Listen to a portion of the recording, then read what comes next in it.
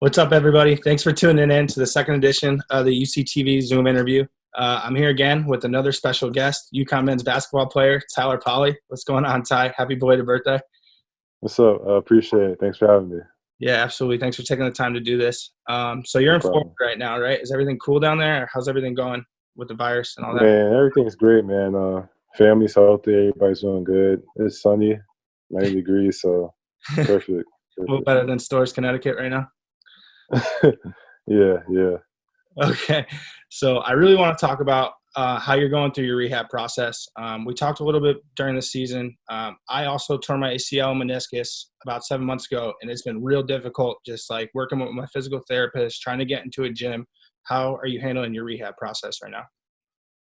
Right now, it's tough, not being in CT and being with James, but I'm still getting it in. He's sending me sheets to do, different workouts to do every day. So I'm just doing that. Some in-home stuff, I can. I'm starting back jogging actually. So just go in my backyard, doing a little bit of jogging. I have a pool I have access to, so just going to the pool as well. Just trying different things, but mostly at-home stuff.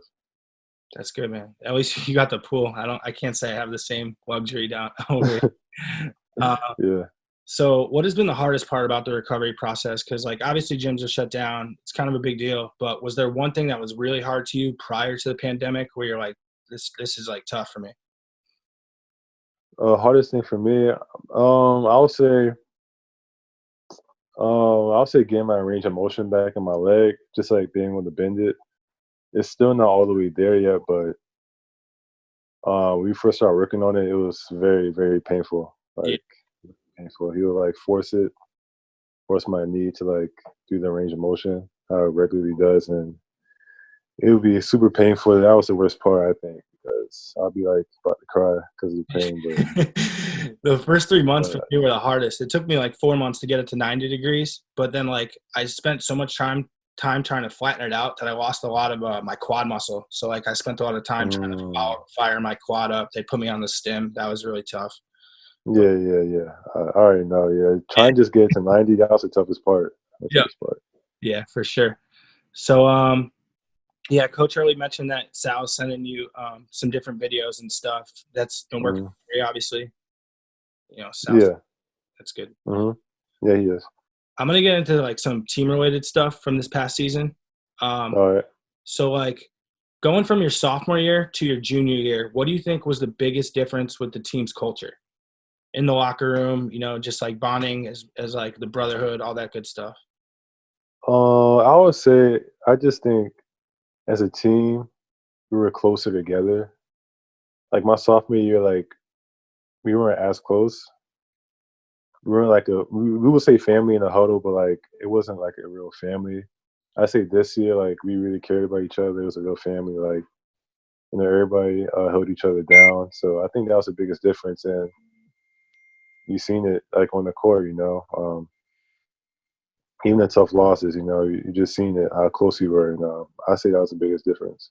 Yeah, I felt like the adversity really made you guys rally around each other. Like the tough losses at the beginning, the close like 1 or 2 point games. Like I felt like that Mm, brought you guys together to say, okay, we can do this. Like we're here. We can ball with anybody. So I really kind of saw that throughout the season for sure.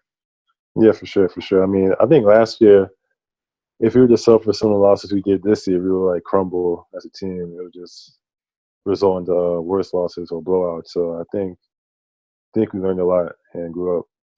For sure. So I got some questions from our Twitter followers and Instagram followers. Um, One question from at Mike Carone asked, what part of your game do you think you can improve on the most going into next season?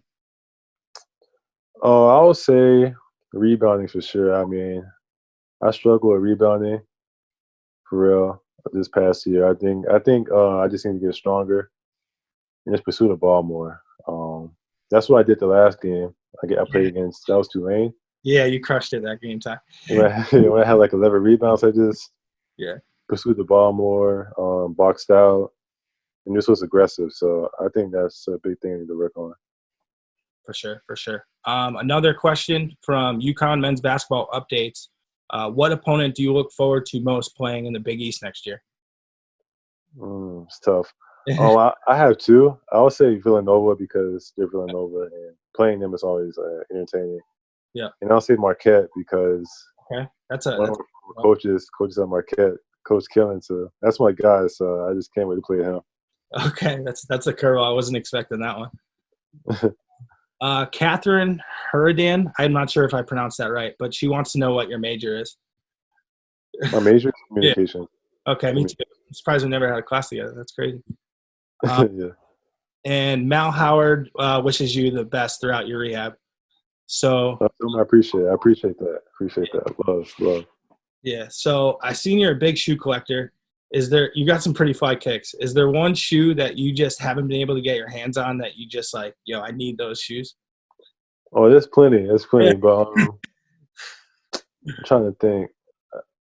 I'm actually satisfied with the shoes I have, but there's one shoe I think I would say are the Red Octobers, the Yeezy 2s. Those are like one of my grails. Or the South Beach LeBron 8s, another one of my grails. So those two shoes they're just too expensive. I can't afford them right now. So I feel you on that. hopefully one day I'll be able to afford them. But those are two shoes for sure.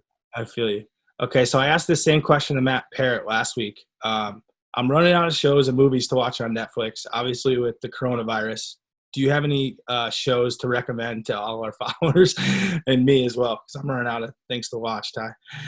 Man, it's weird. I don't really watch shows like that. I mean, I'm an anime fan. Yeah. I'm a huge anime head. So that's all I watch is anime. But I did start this one show. It's called Ozark. Okay. The season just came out recently, but I didn't like. I'm just restarting it. So I recommend Ozark. It's a pretty good show. First season, it's kind of crazy. So I recommend that. So how long have you been into anime and what got you into anime? I didn't write this down, but I've noticed that over the years that you're a big anime fan. Man, it's just being a kid watching, anime with my cousins, and I just became a fan ever since. I mean, now it's just I'm just in love with it now. But before, I was just watching my cousins. We thought it was super cool back in the day. But honestly, yeah, I mean, just watching my family got me into it. That's awesome, Ty. I appreciate your time. I thank you for everything. No problem. Go walk with your rehab process. I'm with you on that, man. We'll get through these tough times. Yes, sir.